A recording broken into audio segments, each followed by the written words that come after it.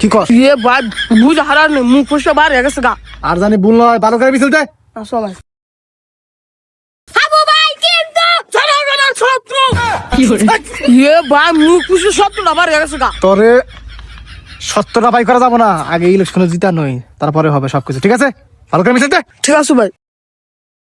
হাবু ভাই কা দিলে ভোট পছন্দ তো থাকবে দেশের লোক। এই তুই যা যা যা যা ভাই আমার বড় সাল না, আপনারা তো যদি না থাকে আমার না খেয়ে থাকা লাগবে। তুই না খেয়ে থাকবি না কি করে থাকবি আমার দেখার বিষয় নাই, তুই এখান থেকে চলে যা। ভাই আমি কিন্তু মাইন্ড করলাম, আমার বাড়িতে কিন্তু 50টা ভোট আছে। আরে আমি তো এমনি বলতেছি, পাগলা রাগ করছ কেন? তুই যেগুলো ফালতু কথা বলস জনগণ তো ভোট দিবে না আমাকে। ঠিক আছে, এখন আমাদের একটা সময় আসছে, আগে তো ভিক্ষা করে খাইছি। ঠিক আছে, এখন জনগণকে ভুলভাল বুঝিয়ে এমপি হতে পারলে কাম হয়ে যাবো। তোরা আমার পিএস বানাও, পার্সোনাল পিএস, তোর বেতন দেবো 1 লাখ টাকা। 1 লাখ টাকা কেমনে দিবেন? আরে পাগলা, জনগণের সমস্ত টাকা মেরে দিমু, সমস্ত বাজেট মেরে দিমু। আরে ভাই আপনি ভোটের আগে না কথা কোন, তাহলে তো আপনার মানুষ ভোটই দিব না। সেটা তোর চিন্তা করা লাগবে না, তুই মিছিল দে।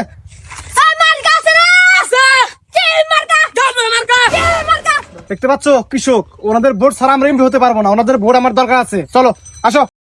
আসসালামু আলাইকুম। ওয়ালাইকুম সালাম। ভালো আছেন আপনি? এই তো আলহামদুলিল্লাহ ভালো। আমি গাবলা মার্কার মনোনীত এমপি প্রার্থী, আমার নাম হাপ্পু মিয়া, আমাকে আপনি চেনেন? না বাবাজি, আপনারে তো চিনলাম না। আরে চাচা আপনি হাপু বাইরে ছিলেন না? পাশের গ্রামে যে 10টা গরু চুরি হয়েছিল না, ওই চুরিটা হাপু বাই করছিল, ওইটাই পাইছে এইবারটা ভোটে দাঁড়াইছে। আরে মানে ওইটা খুব আন্নি গেছে না, মানে আমি ওইখানে একটা সংগঠন আছে, ওই সংগঠনে 10টা গরু দান করছিলাম। ঠিক আছে, ভালো করে বলবো না তুমি? ও আমার মনে আসছিল না। বলতে পারে নাই, বুঝতে পারছেন? ও বুঝতে পারছি, আপনার আবার ওই রকমই দেখা যায় তো। ওরকমই দেখা যায় মানে?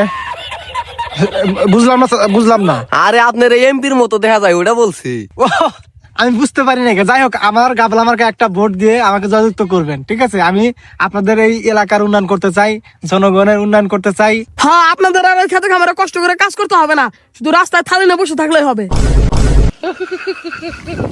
রাস্তায় থালি না বসে থাকবো মানে?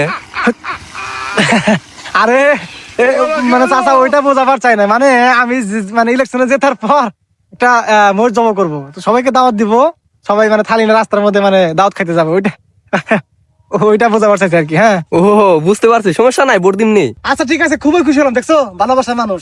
এই ধানগুলা কি আপনার? ও আমারই। আচ্ছা ঠিক আছে, দেন আমি ধানগুলা কেটে দিয়ে যাই। হ্যাঁ এই রিপন, তুমি নিউজ করে দাও, ফোনটা বের করো। যে গাবলা মার্কার প্রার্থী হাপ্পু মিয়া এক কৃষকের 1 বিঘা জায়গা ধান কেটে দিয়েছে। আপনি কি করে 1 বিঘা জায়গার ধান কাটলেন? আপনি তো মাত্র 100 বা ধান কাটলেন। এই গরিব কৃষক, আপনি এত কথা বলেন কেন? আপনি এগুলোর কি বোঝেন? এই রিপন, আমি এমপি হওয়ার পরে ওনার 1 পয়সালে একটা নাম দিয়ে দিও। ঠিক আছে? আচ্ছা ঠিক আছে।